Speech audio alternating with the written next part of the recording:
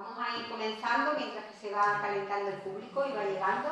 Hace muy buen tiempo y da pena de dejar las terrazas, pero sí tenemos la experiencia de que van llegando poquito a poco, y como lo que yo tengo que decir tampoco es importante, lo importante es lo que nos va a contar Manuel y Domingo, que son nuestros invitados de hoy. Yo solamente os doy la bienvenida. Como siempre digo, esta es la Casa de la Cultura, la Casa del Caballero Bonal, pero es la Casa de la Cultura, la Casa de las Letras.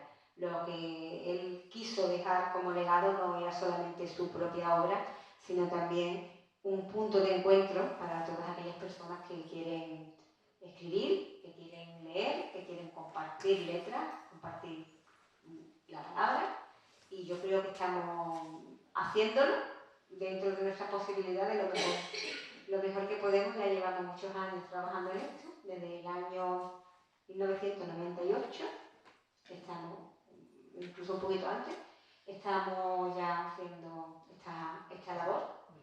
Que, sí.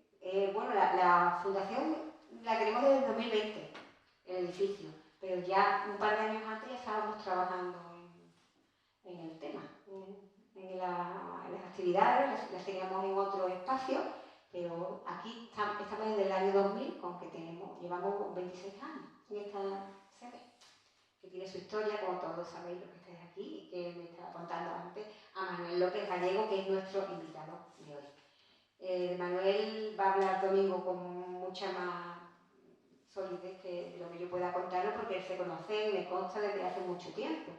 Pero sí que hemos estado en diferentes medios de comunicación hablando, y ya me parece que lo conozco un poco porque he hablado de sus raíces, que por un lado, bueno, raíces de aquí, de nuestra tierra, también raíces extremeñas, y además, pues ha nacido en un lugar que yo conozco bien, que es también, ¿no? En Coruña, y mi marido, como todos sabéis, es gallego.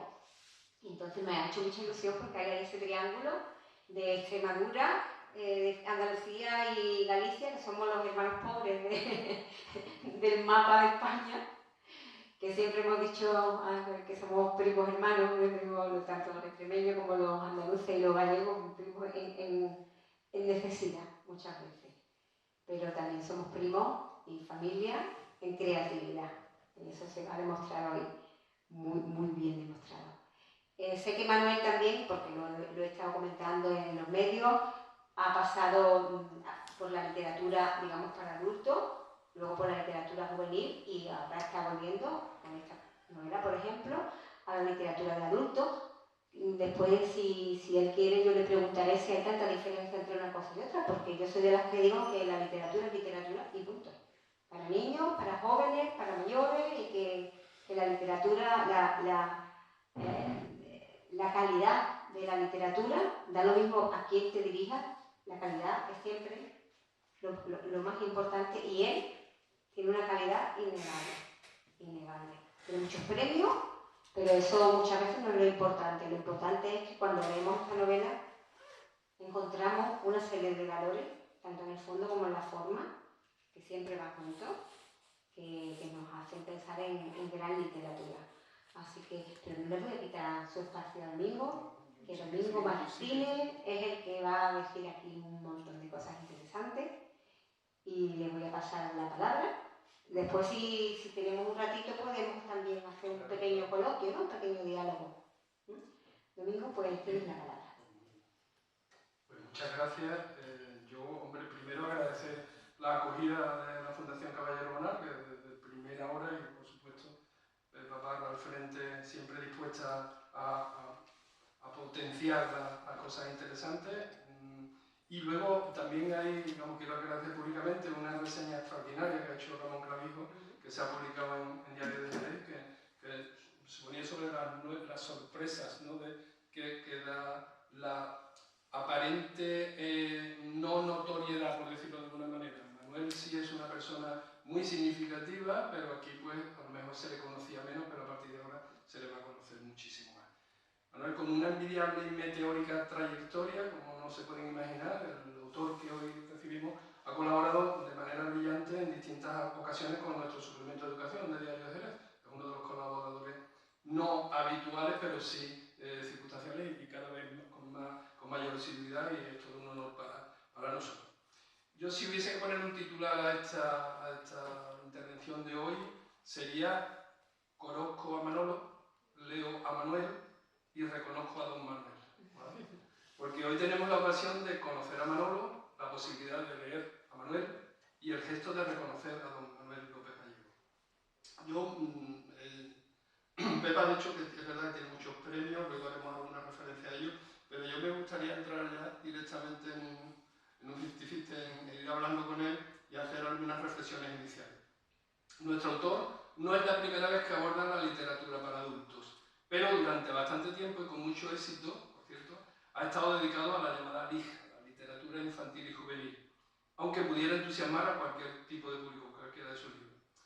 Y la pregunta es: ¿ha supuesto una etapa quizás marcada por tu contacto directo con la docencia en esos tramos de edad, el dedicarte a eso?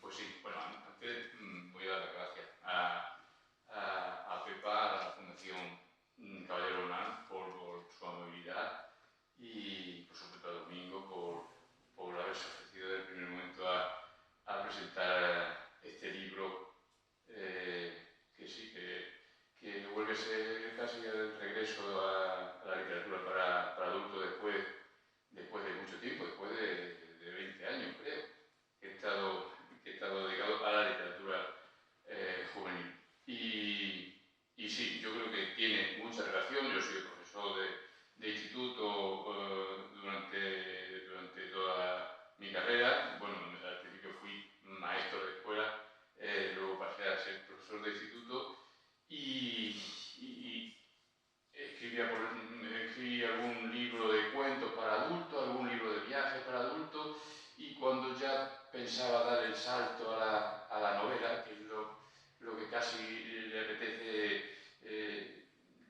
a la mayoría de los que escriben narrativa, pues se me cruzó la literatura juvenil por el medio. Yo veía a mis alumnos, ofrecía a mis alumnos libros, los que me parecían más adecuados para su lectura, para introducirlos en el mundo de la literatura. Y yo mismo me planteé, ¿por qué no escribes tu libro juveniles para este tipo de público? Bueno, y eso hice. Escribí un libro cuando estaba digamos que había un boom de la literatura juvenil, que en realidad es un género muy moderno. Nació por los años 80 en España. Anteriormente no existía la literatura juvenil como la conocemos ahora.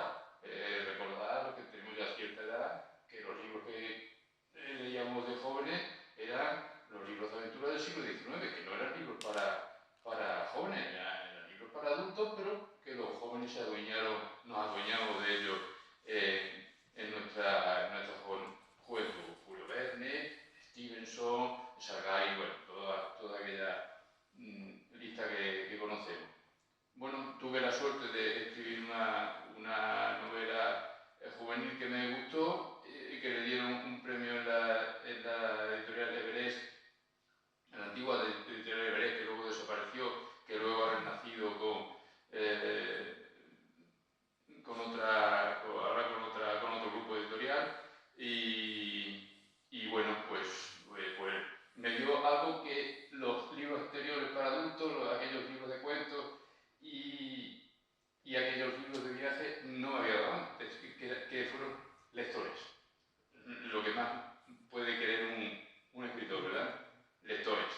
Bueno, pues a los chicos les gustó aquel libro, vinieron otros premios, y bueno, así he estado 20 años, hasta que yo me he planteado, creo que ha llegado el momento de volver a la literatura para adultos, porque ya uno dice, ¿qué pasa? Que no eres capaz de escribir para mayores, que ya te has encasillado de tal forma.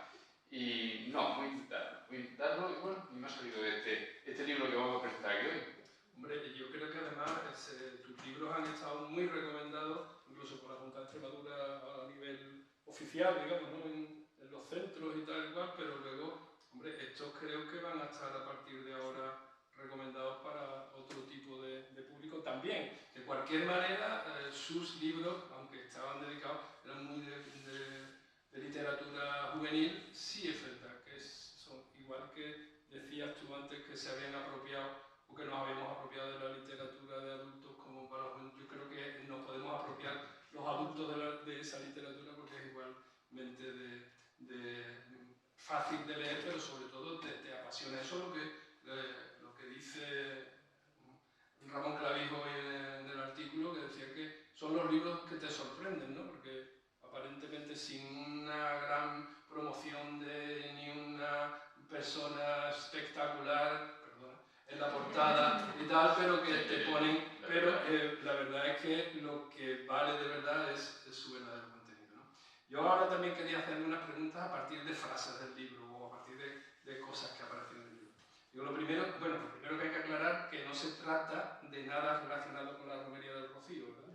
Porque no, en absoluto. Porque claro, en algunos sitios ponían, en vez de poner la paloma blanca, ponían la blanca paloma. Digo, vayamos liando. No pasa nada tampoco, pero no tiene nada que ver, ¿verdad? No tiene nada que ver y no es lo mismo colocar un adjetivo detrás de un nombre que colocarlo delante. No es lo mismo decir que es un hombre pobre que un pobre hombre. Las palabras cambian de significado. No tiene absolutamente nada que ver. Tiene algo que ver tangencialmente con palomas y criadores de palomas, pero ya digo tangencialmente. La historia en realidad no va de eso. Pero también había gente que podía pensar que era un alegato a la paz o una manifestación del no a la guerra, pero tampoco va por Tampoco va. Si quieres, para situar, centrar al público de qué va la novela, digamos que cuenta la historia aquí sí podríamos decir que es un pobre hombre, ponerle, yo qué sé, es un chico, bueno, cuando empieza la novela ya es un hombre de 40 años, que ha estado en la cárcel 18 por algo que él no ha cometido. Su única falta, el único defecto y el único error que ha cometido en su vida es escribir un libro que se titulaba La paloma blanca. Y ustedes dirán, ¿cómo es posible que alguien lo lleve 18 años a un centro penitenciario por haber escrito un libro? Bueno, eso también se lo dijo a alguien que estaba dentro de la cárcel. Lo recuerda a otro preso y el preso le dijo, pues ya tenía que ser malo para que haya condenado 18 años de cárcel. Bueno, y la novela tratará de eso, de ir desgranando y explicando cómo es posible que hayan condenado a un hombre, a un chico que era entonces de 22 años, a tantos años de cárcel, y la única prueba que existe es ese libro que él escribió, y nos irá contando cómo escribió el libro, quién le animó a escribirlo, que para él era el verdadero culpable, un personaje que se le llama Orfeo, no dice su nombre verdadero, dice su seudónimo, y será el que le vaya indicando cómo tiene que escribir el libro.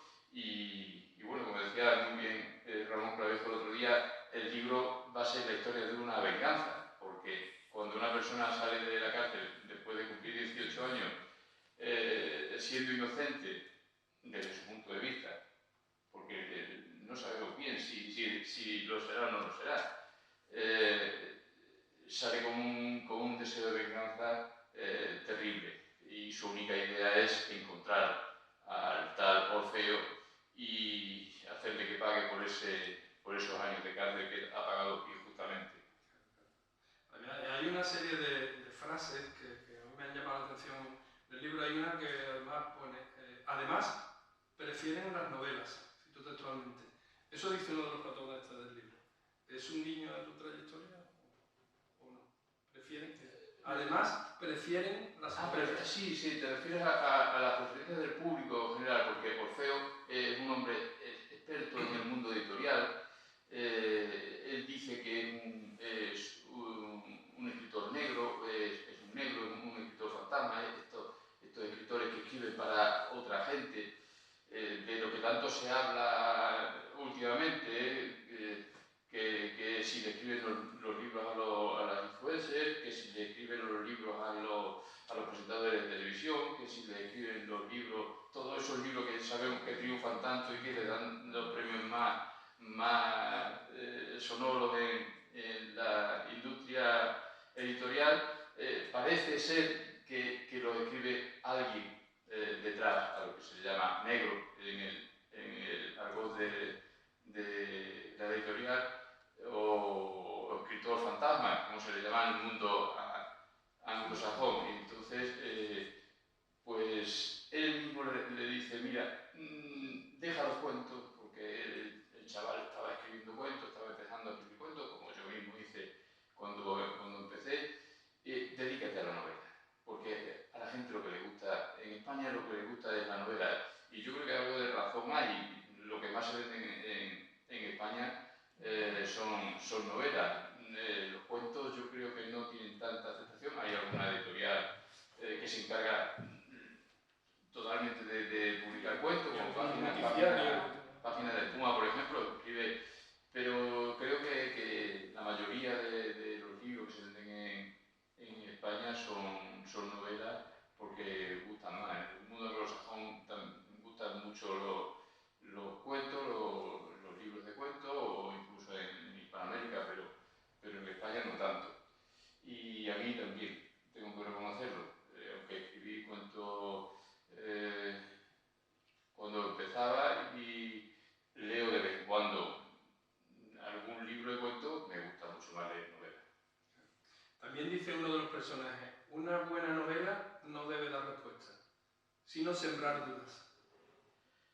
Bueno, sí, en la novela he ido poniendo muchos pensamientos que yo mismo tengo. Muchos de los consejos que le da Orfeo a este chico que está empezando a escribir son teorías o que he ido leyendo por algún lugar, o teorías que me he hecho yo mismo, porque bueno, todos los que se dedican al arte tienen sus vicios, sus manías y sus convicciones. Pues yo tengo esas mías, y algunas de las que pongo ahí, sí, porque la pienso de verdad, y son consejos que le da Orfeo, y que me parece que hacen un poco más verosímil la historia. En realidad se trata de eso, de hacer la historia un poco que todo el mundo sabemos que es inventada, que todo el mundo sabemos que es mentira, los lectores lo saben, pero hay un pacto que se hace entre lector y escritor, y bueno, voy a creer lo que me estás contando, a ver si me gusta, pero con la condición de que me lo hagas creíble, pero sí, porque si no, no me lo creo, y dejo de leerlo a las 2 páginas. Sí, además es verdad, te atrapa, ¿no? Es de las cosas que más significativas hemos estado comentando, porque aparte de ser un libro que se lee bien, pero te va causando y te va dando sorpresas continuamente. Ahí también dice otro de los protagonistas, a veces el genio necesita una mano que lo empuje a conseguir lo que él mismo no cree posible. ¿Ha sido este el caso? ¿Ha habido alguna mano por ahí que ha empujado? Hombre, siempre vienen bien las palabras de ánimo que te vas encontrando entre tu familia o entre lo conocido, pero yo creo que quien más te debe animar es tú mismo, y convencerte de que tienes que trabajar y seguir adelante con la historia, y darle muchas vueltas hasta que pues todas las piezas encajan y no quedan hilos sueltos, y bueno, el personaje que dijo esa frase en este caso era el propio Orfeo, que necesitaba darle ese empujón a su pupilo, ¿no? para que se animara a escribir esa novela a la que él le empujó con tan mala idea de lo que estaba pensando él. Y también pones, ¿cuándo se convierte alguien en un escritor? ¿Cuándo sabe uno que ese es el camino que debe seguir en su vida? Esa pregunta es difícil. Es muy difícil. Esa me la... Pero esa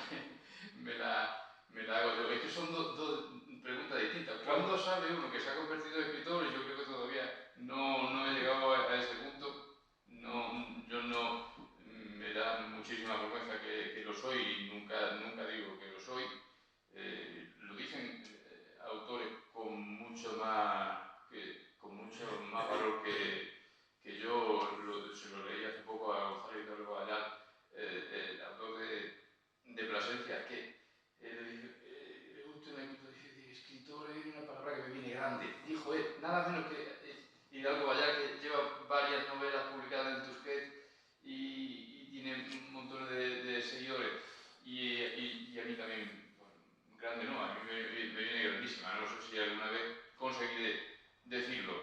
¿Cuándo considera uno que quiere llegar a eso? Que es la otra pregunta. Bueno, pues ¿cuándo considera un pintor que quiere dedicarse a la pintura?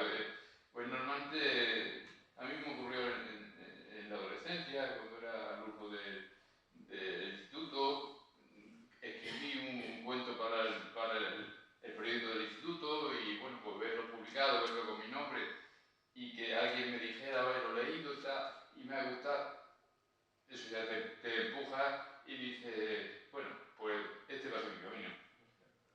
Ahí ahora que decía eso también hay alguien que dice, yo diría que aquí hay un escritor, dice el maestro, no me parece, ¿no? Y entonces eso se dice en la novela. Entonces, como docente, ¿qué ha sido? ¿Cómo valorar la opinión y el empuje formativo de un profesor?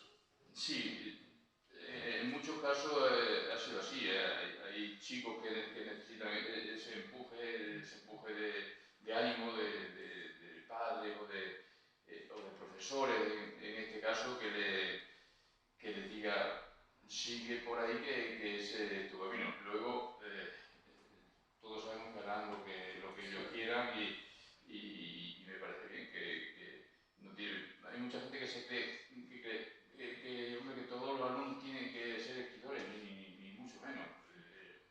Habrá que lo sean, habrá que no les interese ese tema para nada, como no tienen que ser artistas todos los que pasan por las escuelas de arte ni por las facultades.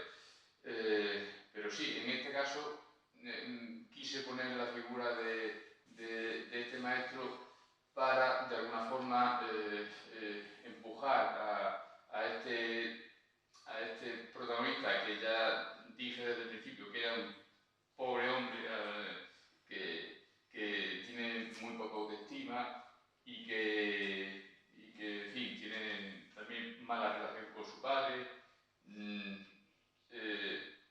y se agarró quizá un poco a esa opinión de su maestro para intentar encontrar una salida donde pudiera estar a gusto consigo mismo y así intentó ir al campo de la literatura, pero hay caminos que muchas veces no se sabe si va a ser mejor tomarlo que no tomarlo. Bueno, te gusta la literatura, bueno, pues que seas un buen lector, tampoco hace falta que tengas que ser un... Sí, pero el que le gusta la literatura quiere convertirse en escritor, normalmente no se conforma con quedarse en lector.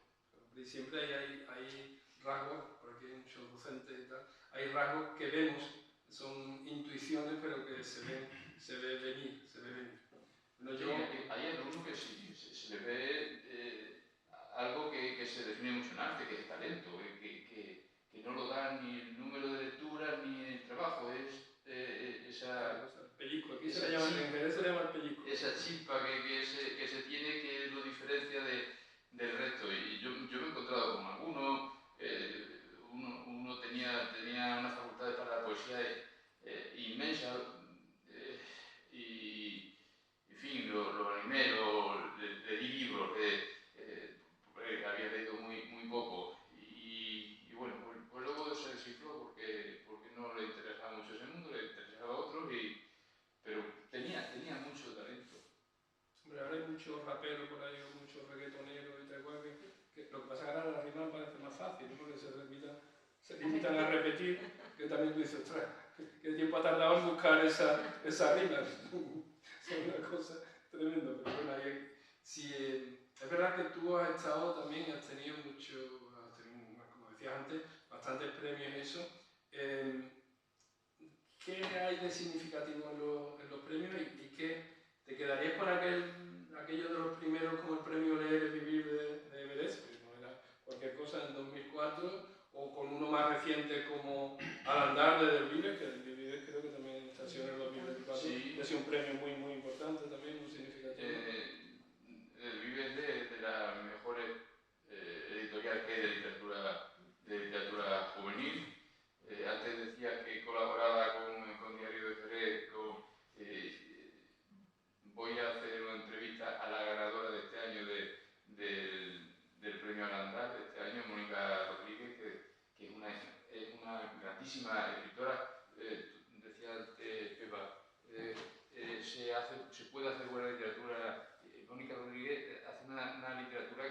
ser para adultos, y porque utiliza una prosa poética, casi me parece que no sé cómo a los jóvenes les puede gustar, porque es una literatura muy madura, pero también tiene mucha aceptación. Aquí hemos tenido en varias ocasiones a Eliezer Cansino, que es uno de sus escritores, es un maestro, y que se ha dedicado en su mayor parte a la literatura juvenil y a eso, esa prosa poética, esa hondura de la palabra que a veces uno dice, esto es para gente joven, esto es para todos. Sí.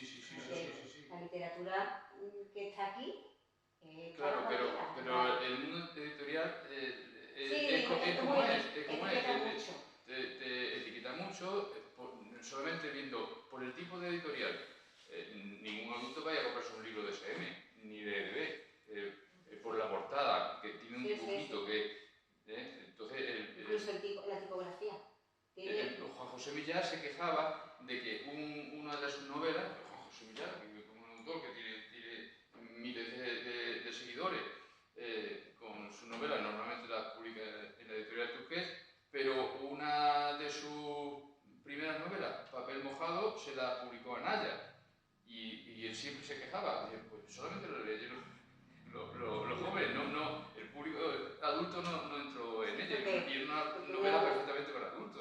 Tenemos esa especie de prevención hacia la literatura que etiquetamos como juvenil, y sin embargo hay literatura que se sigue etiquetando juvenil. El diario Nazramo se etiqueta como juvenil. ¿Cómo va a ser el diario de Nazramo una novela juvenil? Juvenil porque la escribe una joven, pero por lo demás es una novela totalmente... Pero pasa eso, y tenemos como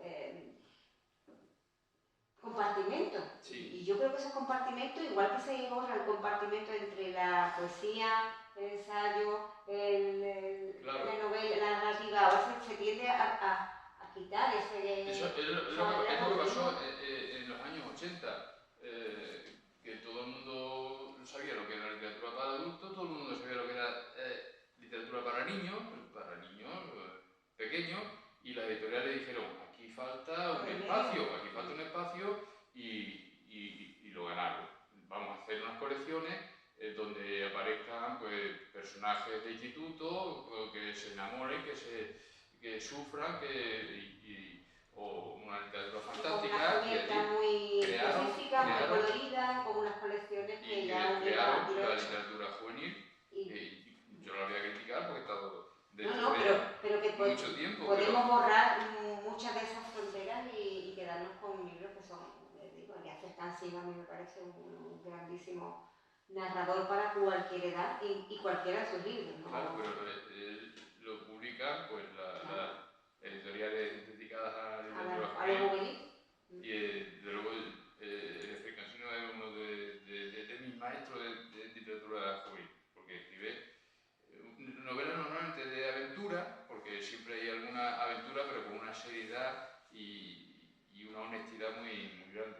Ayer mismo estábamos mi mujer y yo en Zafra, en una librería, y nos encontramos con un profesor que dice, es que la literatura juvenil no aguanto la moralina que tiene, y no tiene por qué tenerla.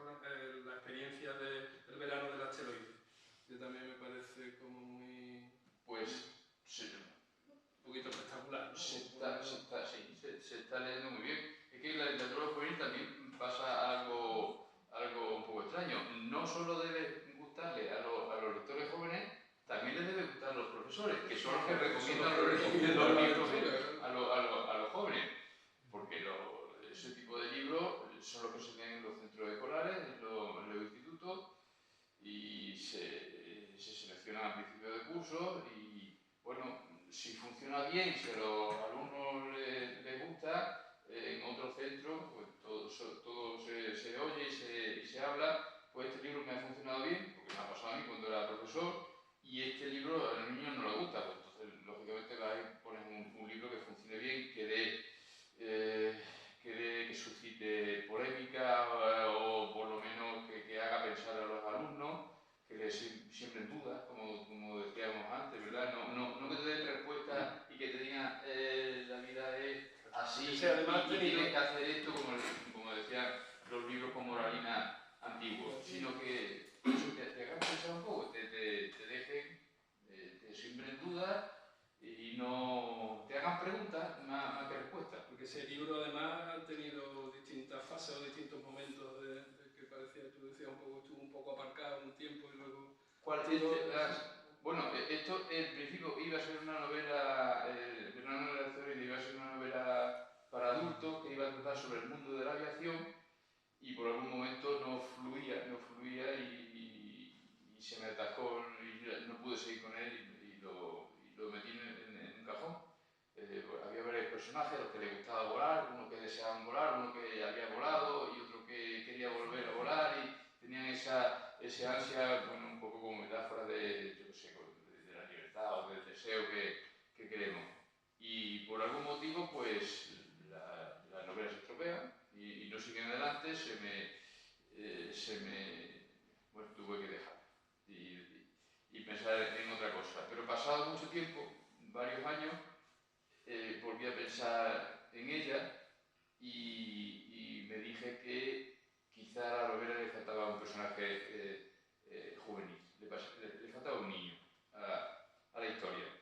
Y poniendo el niño, la historia cambiaba completamente y tenía un significado, así que me puse a rehacerla con el niño, y que el niño se llevaba muy bien con su abuelo era un gran lector de Saint-Exupéry, el niño también, y como a todos les gustaba volar y Saint-Exupéry también había sido aviador, aquello encajó a la perfección y me salió una novela, bueno, que le dieron el premio, también al jurado también le gustó. Y de hecho te están llamando a muchos centros educativos y estás haciendo un recorrido por ahí. Sí, eso es muy agradable, porque hace ya tiempo que no veo a mis alumnos, que no tengo alumnos, y esos encuentros con los alumnos de otros centros pues me recuerdan un poco a cuando fui profesor, ¿no? Y pues sí, es muy agradable ver cómo los niños lo han leído con interés y le han encontrado significado y en fin. Además que han ido mucho más allá, porque he visto unos murales en los que te hacían el avión, te ponían tu historia de avión pilotado realmente. Al último centro donde fui habían hecho un escape room donde nos tuvimos que encerrar varios niños y yo con ellos y había una serie de preguntas que la resolución era que podía abrir la puerta si no nos quedamos allí encerrados y gracias a Dios dieron con la solución. Habían leído el libro. Los profesores se parten la cabeza buscando actividades con los que motivar a los niños para animarlos a la lectura, animación a la lectura. Eso es lo que tiene en general tu obra y por eso nos gusta tanto y por eso llevamos tanto tiempo siguiéndola, pero porque de verdad aparece y hacemos, bueno, tanto en el suplemento como aquí, hacemos la lectura, hombre, esto ahora que en abril estamos con los días de libros, como decimos y demás, nos parece importante que haya alguien que no solamente tengas que leerte unos tostones, que no son tostones, sino que simplemente a lo mejor no es el momento adecuado, lo que sea, te está siguiendo y quien siga tu trayectoria, seguro que muchos de aquellos jóvenes que han estado todos estos años encontrarán en tu obra otra cosa también muy, muy interesante y un triple salto mortal, ¿no? ¿Y ya estás pensando en otra cosa? Porque yo hay uno de los guiños últimos de la novela que me quedé, digo, aquí hay una segunda parte. Esa pregunta me la hacen los alumnos cuando voy al centro. En todos los centros, no falta uno. ¿No vas a hacer una segunda parte de este libro? No, es que este libro se ha terminado aquí. Y a ti te digo lo mismo, este libro se ha terminado aquí. No tiene, yo quise encontrar algo ahí que no había, tiene o sea, segunda parte. No soy de ese tipo de autores que... Porque el público está muy mal acostumbrado a la saga. A la serie y a la saga. Y a mí me parece una mala costumbre, porque el meterte tanto en un solo universo y no poder salir de ahí hasta que no terminan las 7. Puede haber autores que les guste, que sí, les pero haya bien. es como una cierta... Y ha habido maestros, acomodaticio, Tolkien... Bueno, Tolkien es un punto de aparte, pero que es acomodaticio el estar en un mismo universo durante 7 volúmenes. A mí no me gusta. Me gusta estar un tiempo con la historia, terminarla y poner a prueba también de alguna manera al lector. Decirle, ahora vas a tener que empezar de cero y ya. Claro. Yo creo que eso... Imagínate que alguna de ellas, además, la dejo con final abierto y no digo cómo termina, y eso a algunos lo deja descolgado porque quieren saber cómo termina. Porque te gustan los lectores inteligentes, los lectores cómplices. Digo, eso lo tienes que poner tú y terminar la historia. Tú decías que si había... Sí, lo mismo hay alguien que quiere hacer una pregunta. Yo es que desde el momento cuando me interesa un libro, lo sabéis que soléis venir, si el libro yo no he tenido tan buena química con él, pues lo mismo no intervengo, pero cuando algo me sugiere, ¿no? Pues me gusta intervenir, pero sé que también al público le pasa lo mismo, que cuando el libro le dice cosas o el autor le dice algo, le hacen preguntas, así que seguro que alguno aquí va a tener una preguntita, que sí. No, aunque no tengo nunca leído el libro. Antes me preguntaba si para mí era igual escribir literatura juvenil o para adultos. Si te sigue lo mismo, si tú a ti mismo te sigues el mismo baremo, la misma altura. Quizá, en cuanto a la historia, quizá no. Quizá la de literatura adulto debo trabajarla más y hacerlo quizá un poquito más complicada. También son historias más largas. La novela juvenil aproximadamente tiene 150 páginas y entonces el argumento no es tan complicado, pero en cuanto a la elaboración le pongo el mismo interés, desde luego. Yo creo que hay algo que me ha enseñado mucho la literatura juvenil y es a escribir, sobre todo, a escribir con claridad, para que se le entienda, porque si los adolescentes, los institutos, aquellos que tienen delante no lo entienden, no lo siguen leyendo, no siguen leyendo. Y entonces yo creo que eso me viene muy bien. Lo que habéis leído el libro, habéis visto que es un libro que no tiene mucha dificultad en la lectura. Y otra cosa que me ha enseñado también es a intentar hacer historias, digamos, divertidas. Divertidas en contraposición a aburridas. Una historia que tenga cierto interés. Eso sí que no lo soportan los lectores jóvenes. En cuanto llegan 2 páginas y allí no ha pasado nada, sueltan el libro y ya no siguen leyendo. Pero hacer las cosas fáciles también es complicado, es difícil. Esa elaboración que tiene para hacer la cosa fácil y que siga manteniendo el carácter literario, eso es un valor, y yo creo que tú eso lo manejas muy bien. Lo manejas muy bien porque te quedas así como diciendo, o sea, estás leyendo con ganas casi de intervenir. O sea, sí, de meterte ¿Qué está pasando aquí, no? Eso es otra cosa te está haciendo preguntas, ¿no? Exactamente. Claro. Y además te quedas con cosas. Paco, ¿quieres hacer una pregunta? Vamos a ver, cuando se pone a escribir, ¿tiene por costumbre hacerse alguna idea general de lo que quiere escribir? ¿O empieza a escribir sin saber a dónde va? Quiero decir, si tiene un esquema... Sí. Eso Sí, Paco es un gran aficionado a la literatura, viene mucho y además escribe muy bien. Él sabe que aquí alguna vez hemos hablado de la brújula o el mapa, ¿verdad? O el mapa. Yo soy escritor de mapa. Yo tengo que saber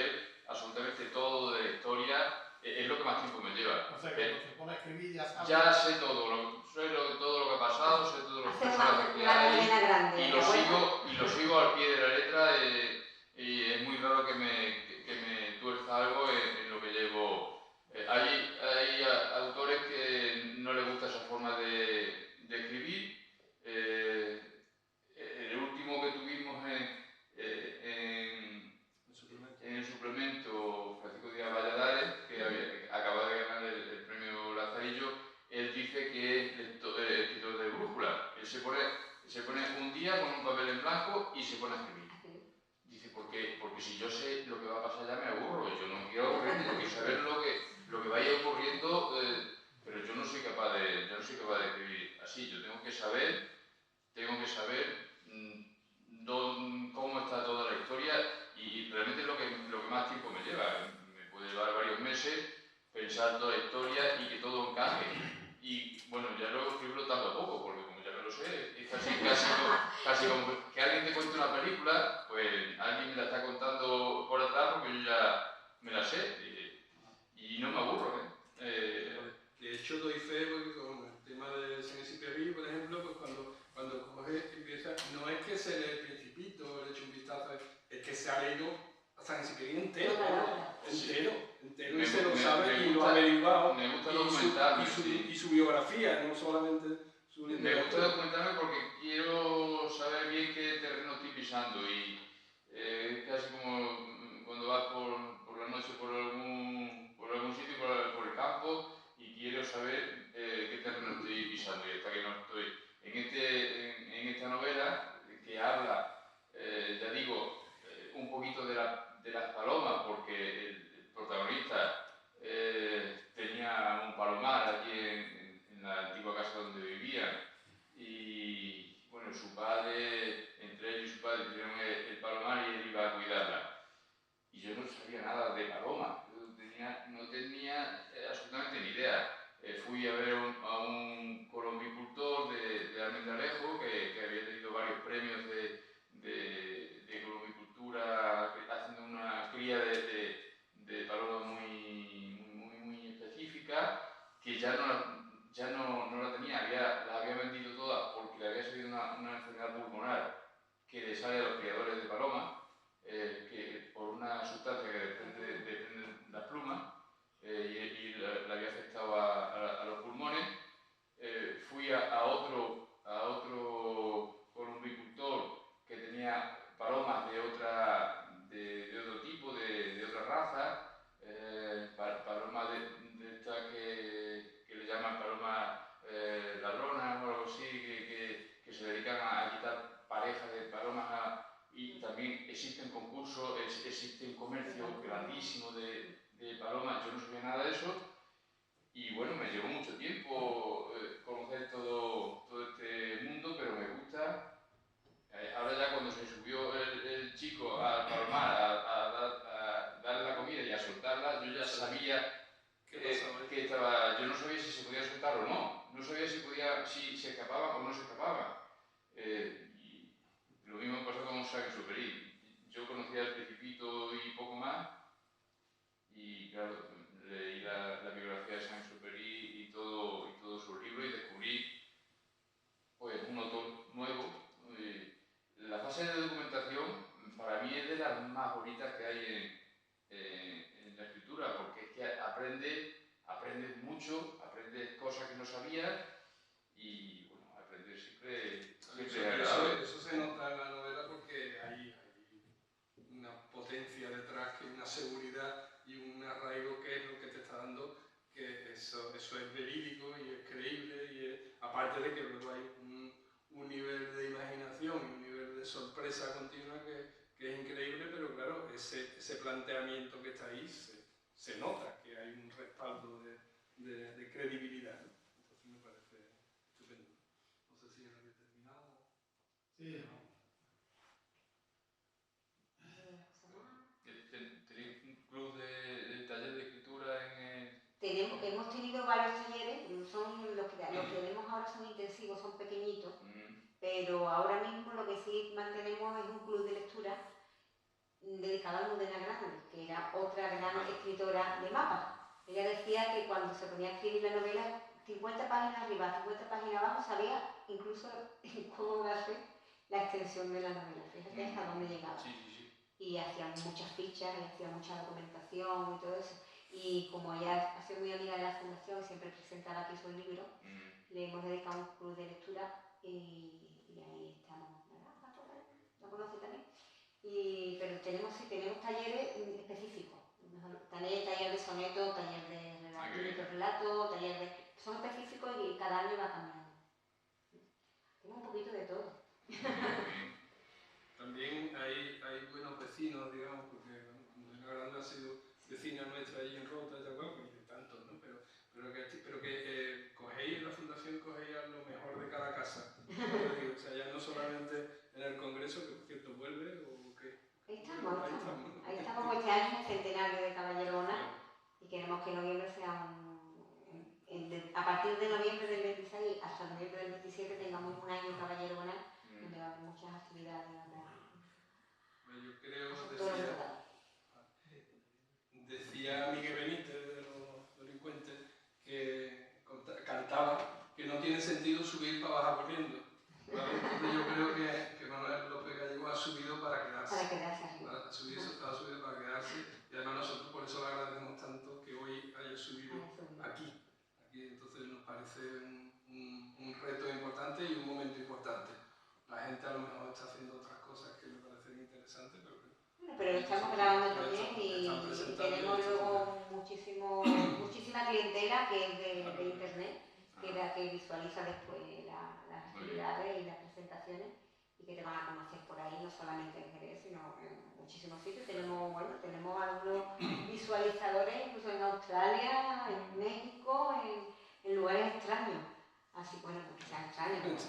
Pero quiero decir que extrañas, que desde tan lejos nos estén visualizando, pero sí, es verdad. Hoy día las redes hacen una labor muy significativa y de difusión muy importante, ¿no? Sí. Empezamos a hacerlo en la pandemia y también, en cierto modo, el público también se ha acomodado a que es fácil desde su casa verlo a partir de mañana, a la hora que quiera, con un café o para exactamente.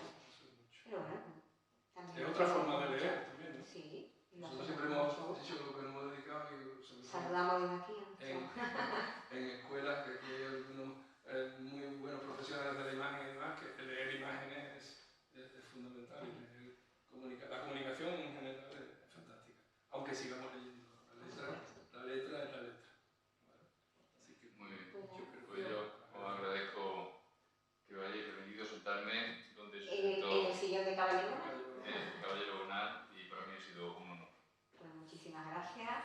Esperamos tenerte más ocasiones por Jerez, ya que eres también jerezano, un poquito jerezano. Y muchísimas gracias a todos y a todas. Tenemos una copa de vino, como siempre, por cortesía del Tabanco El Pasaje, que si no conocen los tabancos, seguramente que sí que conocerán lo que es el tabanco. Me ha decepcionado. Pues uno de los mejores de Jerez, El Pasaje, que además tiene flamenco también, y siempre nos ponen unas botellitas de vino muy ricos, para que mientras que estáis hablando también con él. Para celebrar de jerezana manera. Exactamente, como esto se merece. Pues muchísimas gracias. Muy bien, muchas gracias. Y hasta luego.